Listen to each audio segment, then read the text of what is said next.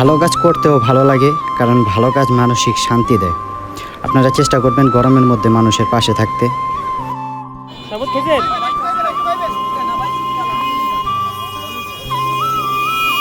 ভাই এই উদ্যোগটা সবাই নিয়ে উদ্যোগ সময় কিছু বলতে পারবেন? ভালো হয়েছে ভাই, খুব ভালো হয়েছে। আল্লাহ আচ্ছা ভাই, ধন্যবাদ। সো বন্ধুগণ, আসসালামু আলাইকুম, welcome back to new blog. It's special 1K subscribe blog. তো সাথেই থাকুন, ব্লগে কি কি রয়েছে দেখতে থাকুন। সবাই 1K উপলক্ষে বা সাবস্ক্রাইব সেলিব্রেশনের জন্য কেক টেক কাটাকাটি করে। তো আমরা ভাবলাম যে না, কেক টেক কাটাকাটি করব না, যে টাকা দিয়ে আমরা কেক দিয়ে সেলিব্রেশন করব সেই টাকাটা আমরা অন্য ভালো একটা কাজে লাগাবো।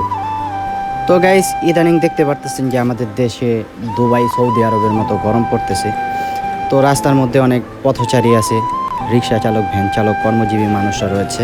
তো তাদের জন্য একটু ব্যবস্থা করলাম শরবতের, যেন তারা এই গরমের ক্লান্তিটা দূর করতে পারে।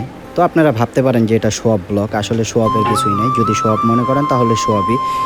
তো আমি চাই এমন শো অফ বাংলাদেশের সবাই করুক যাদের সামর্থ্য রয়েছে, এতে করে কর্মজীবী মানুষদের তৃষ্ণা নিবারণ হবে।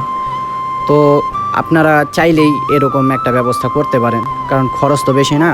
তো অনেকে ঐক্যবদ্ধভাবে চাইলে এই কাজটা করতে পারেন। আমাদের যতটুকু সামর্থ্য হয়েছে আমরা ততটুকুই করেছি।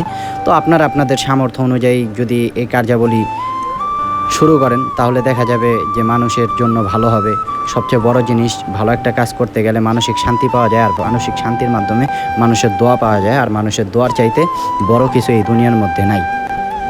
দেখতে দেখতে আমাদের এই প্রসেসিং অনেকটা কমপ্লিট। তো প্রথম ব্যক্তি যাকে দিয়ে আমরা ভালো কাজটা শুরু করব, তো উনি আইসা করছেন। তো তাকে দিয়েই শুরুটা করে ফেললাম।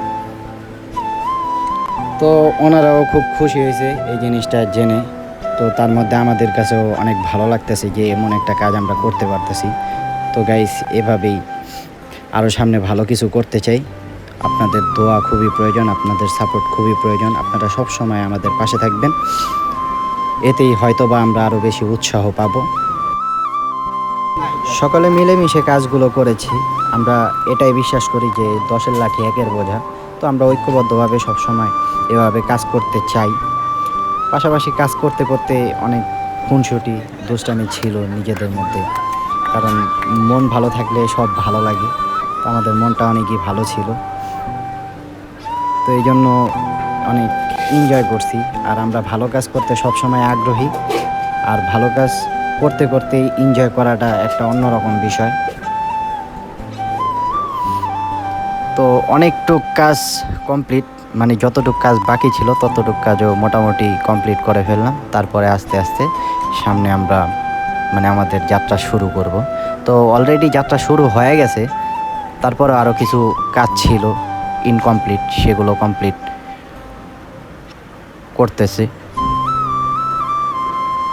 তো এইদিকে আমাদের একজন সদস্য, উনি নিজেই নাকি ক্লান্ত হয়ে গেছে এই রোজ দিয়ে বসে থাকতে থাকতে, উনি খাইতে চাইছে।